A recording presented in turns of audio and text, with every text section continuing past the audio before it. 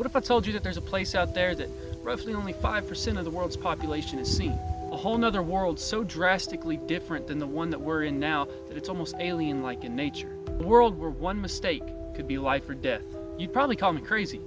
Now what if I told you that this world was right below your feet? Come join me as I traverse down into the mysterious underground world of northeastern Tennessee.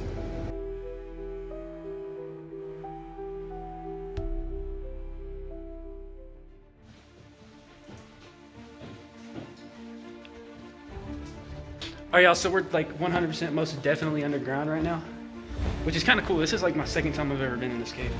Third time. This is my third time. We're gonna have some tight crawls, some big open rooms, really cool formations. Probably gonna get down in some water and some mud. Absolutely worth the wait. Y'all should stick around. Tennessee actually has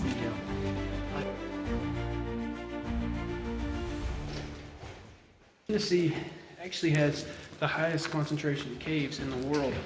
Now, unfortunately, a lot of these caves are unknown because people like to keep them secret, because people will go in and vandalize and stuff like that. But we're not vandals. We're down here just to explore and have a little bit of fun. This is the only cave that I know about. I'm going to try my best to find more for the future, but I'm not sure on that. We've had a lot of bad weather and snow this month, so the cave's definitely got a lot more water in it than it usually would have, which is causing this guy right here to slip around everywhere. So I had to give him my crampons so he wouldn't fall and break his knee for the third time. There's always a tad bit of anxiety when you're in places like this. One thing goes wrong, you're done for. There's no sense of time when you're down here either. Your circadian rhythm kind of gets all screwed up. You can be down here for what feels like 30 or 40 minutes and it ends up being 3 or 4 hours. And I really don't feel like that's an exaggeration either. I have a theory that there's another passage that I found way up that way. You kind of got to go up and then down and then up and then back down and crawl a little bit. Yeah. And my theory is there's a passage that goes down and leads into another cave, but I'm not sure. What is that based on? Based on me looking down and seeing me go into another passage.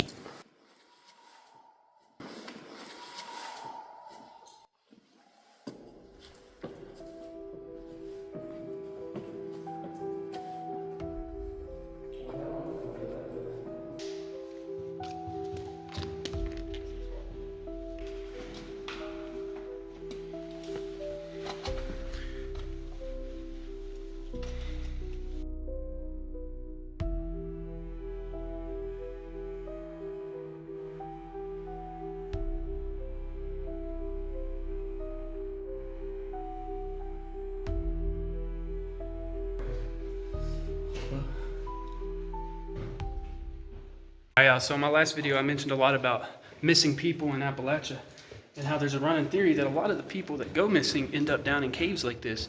Because like I said, Tennessee has the highest concentration of caves in the world. Who's to say that a lot of these people don't get off trail a little bit and maybe step in the wrong place and fall down in somewhere like this and they're never seen again? I may have got myself in a tight spot, I'm not gonna lie. But this is a straight crawl all the way back, and I'm not too big on my health, so I'm just gonna go ahead and do it. Mom, apologies if you're watching this, I'm sorry. Yo, what up, y'all?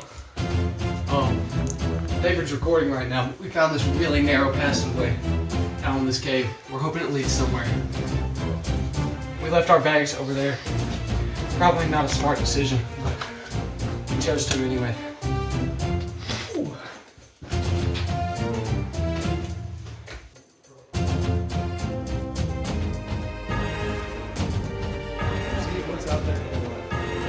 Alright, so we got back to where this little tight crawl went, and it just got a little too tight for our comfort, so we decided to turn around. If we wanted to keep going, we want to make a separate trip and actually have the right kind of gear to go.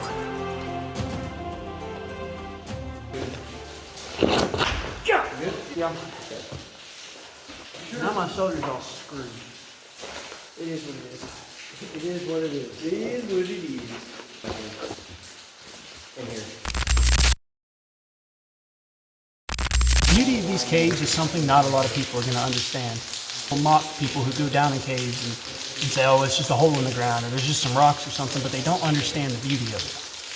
With all the formations, the cave bake-in, the flowstone, the stalactites, the stalagmites, it's a whole nother world, almost alien in nature. I'm sure there's a risk factor of getting stuck or falling and getting hurt, but hey, Nothing's fun if there isn't a little bit of risk to it.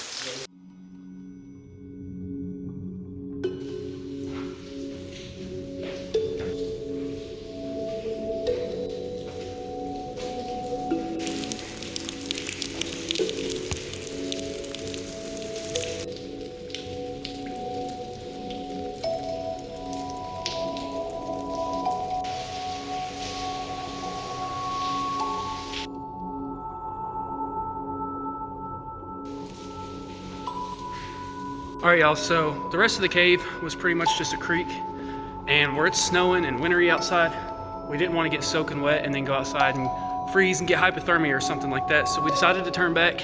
Unfortunately, it's also getting late in the day. We're kind of hungry, so we're gonna go on and get out of here.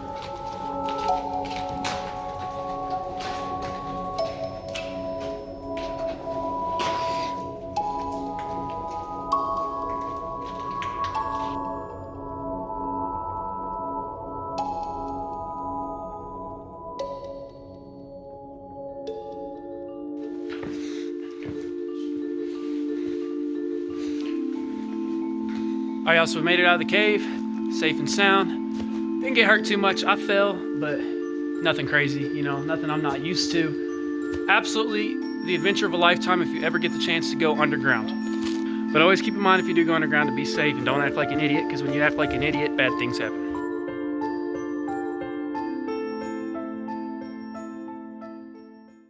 Hey, Ron. Hey. Howdy. So the creek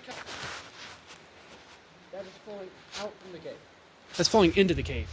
It flows out somewhere. We don't know where, because the creek hits a back wall. What do I talk about? Or are we just going to stare at me the whole time while I do it? Oh, we're recording you because you look awkward. Oh, I always look awkward. Hey guys.